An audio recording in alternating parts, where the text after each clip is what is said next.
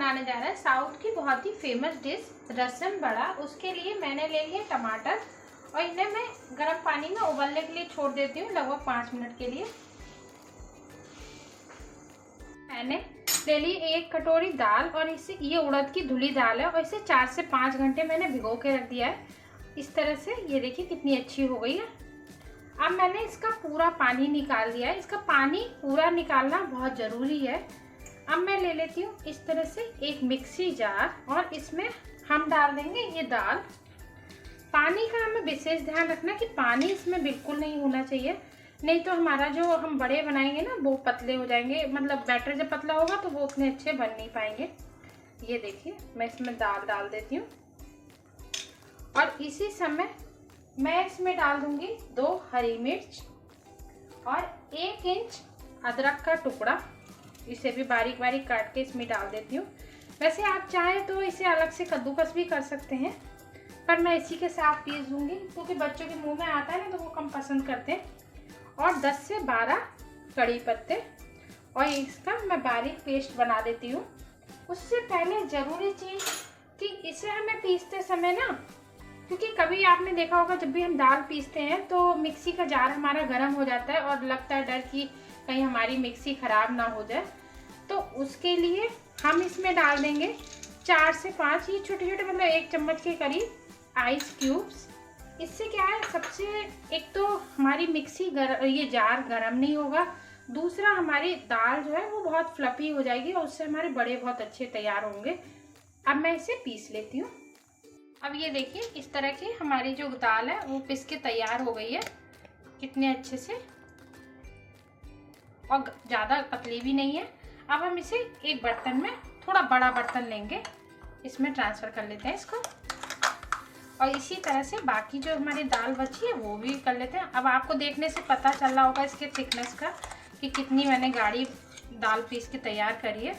और बर्फ़ डालने से क्या है, इसका कलर भी ख़राब नहीं होता। नहीं तो कभी कभी क्या दाल जैसे दाल भिगो के रख देना तो उसका कलर ख़राब हो जाता है।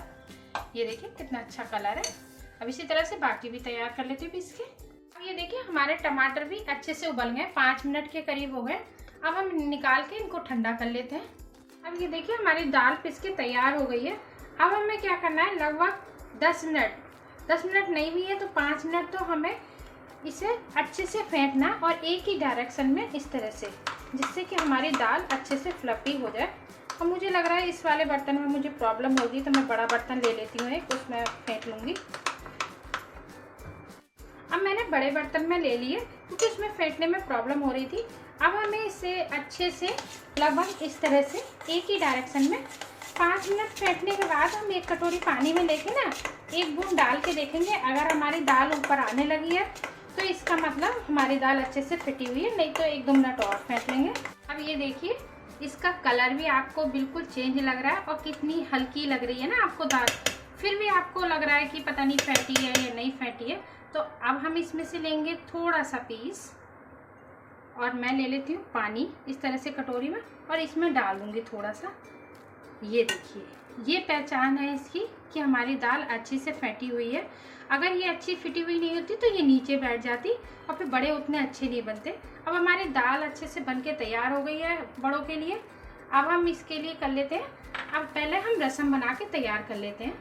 देखिए टमाटर मैंने छील के और इन्हें इस तरह से कट कर लिया है। अब मैं ले लेती हूँ एक मिक्सी जार, इसमें ये टमाटर डाल देती हूँ और आप इस तरह से बनाएंगे ना, बहुत आसान तरीका है और बहुत झटपट बन के तैयार हो जाती है। अब इसी में मैं डाल दूँगी 1 प्याज। और आप सोच रहे होंगे प्याज वैसे क्यों नहीं भूनी, आप इस तरह से एक बार बना के देखना, बहुत ही टेस्टी सामान बन के वो रसम बन के तैयार होती है। और लगभग 1 इंच के करीब अदरक और इसे मैं दरदरा पीस लेती हूँ। ये देखिए इस तरह का हमारा ये पेस्ट, दरदरा पेस्ट सा बन के तैयार हो गया। इससे क्या है, हमारे बच्चे या बड़े जो भी टमाटर वगैरह कम पसंद करते हैं, और दूसरा इससे हमारी रसम का टेस्ट भी बहुत अच्छा हो जाता है। अब ये इस तरह से बन के तैयार हो गया। अब हम बनाना शुरू करते हैं। अब मैंने ले ली एक कढ़ाई, इसमें मैं डाल दूँगी 2 चम्मच के लगभग ऑयल, मतलब 2 बड़े चम्मच, क्योंकि मसाला भी भुनेगा हमारा तो इसलिए। और इसे मैं अच्छे से गरम कर लेती हूँ। और इसी समय मैं इसमें डाल दूँगी थोड़ी सी हींग, बहुत थोड़ी सी, 1 चम्मच राई, 1 चम्मच चना उड़द की धुली दाल। इसमें ये दोनों चीज़ें मेन है, ये ज़रूर डालें इसमें। और इन्हें मैं अच्छे से भून लेती हूँ इस तरह से। और इसी समय मैं इसमें डाल दूँगी 10 से 15 कड़ी पत्ता। और इन तीनों चीज़ों को अच्छे से मैं भून लेती हूँ पहले। अब ये देखिए हमारी कड़ी पत्ता दाल सब अच्छे से भून गई है। अब इसी समय मैं इसमें डाल देती हूँ, ये हमने टमाटर का पेस्ट तैयार करा था, ये डाल देती हूँ। अब मैं इसी समय इसमें डाल देती हूँ कुछ मसाले, क्योंकि मसाले इसके साथ ही अच्छे से भुन जाएंगे टमाटर के। तो हमने इसमें कच्ची प्याज भी डाली है, तो हमें मसाला मीडियम आंच पे, अभी मैंने मीडियम आंच कर रखी है, फिर लो फ्लेम पे हमें अच्छे से इनको भूनना है जब तक कि ऑयल नहीं छोड़ देते। अब हम इसमें डाल देते हैं 1 चम्मच भर के जीरा पाउडर, 1 चम्मच कश्मीरी लाल मिर्च, क्योंकि जो रसम होती है ना उसका कलर रेड रेड सा होता है, वही अच्छा लगता है देखने में। बहुत थोड़ी सी लाल मिर्च पाउडर, 1/4 चम्मच हल्दी पाउडर, 1 चम्मच धनिया पाउडर और टेस्ट के हिसाब से नमक, क्योंकि नमक डालने से क्या है हमारे टमाटर अच्छे से गल जाएंगे जल्दी। और इन्हें इस तरह से मैं मिक्स कर देती हूँ और लो फ्लेम पे छोड़ देती हूँ जब ढक के, जब तक कि ये अच्छे से हमारा मसाला भून नहीं जाता और ऑयल नहीं छोड़ देता।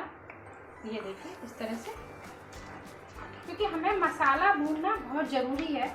इसमें हमने अदरक भी कच्ची डाली है और दूसरा प्याज भी डाली है, तो उसका जो कच्चापन है ना वो टेस्ट नहीं आना चाहिए। और टमाटर भी अच्छे से हमारे गल जाएँ।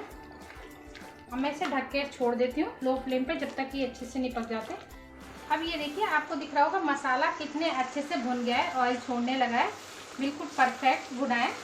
अब इसी समय मैं इसमें डाल दूँगी, अगर आपके पास मतलब सांभर मसाला है तो आप सांभर मसाला भी डाल सकते हैं, और अगर आपके पास रसम का मसाला हो तो रसम मसाला भी डाल सकते हैं। मैं सांभर मसाला ही यूज कर रही हूँ, मेरे पास नहीं है, तो मैं डाल देती हूँ इसमें 1 चम्मच सांभर मसाला। और इसी समय मैं इसमें डाल दूँगी, मैंने मतलब थोड़ी सी इमली भिगो के रख दी थी गर्म पानी में और इसे छान लिया है अच्छे से, ये डाल देते हैं, क्योंकि इसमें इमली का पानी बहुत ज़रूरी है। इसमें खट्टा वैसा फ्लेवर आता है ना, तीखा, रसम थोड़ी तीखी होती है। ये देखिए इस तरह से।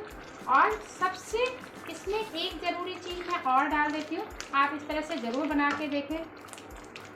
मैंने एक मतलब थोड़ी सी दाल वो धुली वो उसकी जो होती है अरहर की, वो मैंने उबाल ली थी नमक और हल्दी डाल के और अच्छे से गला ली थी, ये डाल देते हैं। आप एक बार इस तरह से दाल डाल के और साउथ इंडियन स्टाइल में जब रसम बनाएंगे ना, तो इसका जो टेस्ट है और नॉर्मल रसम का टेस्ट अलग रहेगा। और अब इसे मैं अच्छे से मिक्स कर लूँगी जिससे कि दाल अच्छे से मिक्स हो जाए इसमें। इस तरह से गली हुई है वैसे तो। और इसी समय मैं इसमें डाल दूँगी लगभग 2 गिलास के लगभग पानी मैंने पहले से उबाल के तैयार कर लिया है, क्योंकि दाल ये सब चीज़ें पकी हुई हैं, कच्चा पानी डालेंगे तो अच्छा नहीं लगता।